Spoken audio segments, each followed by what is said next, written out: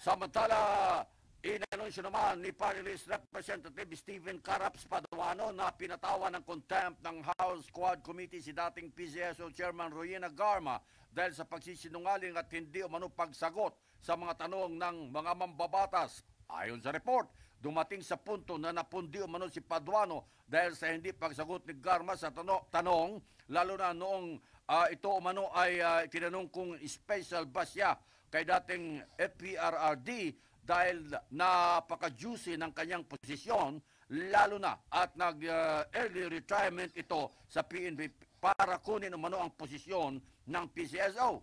Napakalaman na si Garma ay ikukulong umano sa detention facility ng House of Representatives hanggang sa matapos ang pagdinig ng Quad Committee. Ayon sa report, naging emosyonal naman o napahagulgol naman si Garma ng magmosyon na i-contempt na ito. Kaugnay nito, nilinaw naman ni Representative Ace Barbers na maaari namang bawiin ng komite ang contempt kay Garma kung ito mano ay magigipagtulungan sa investigasyon ng komite hinggil sa issue ng extrajudicial killings at illegal drugs. MH, balita ng bansa.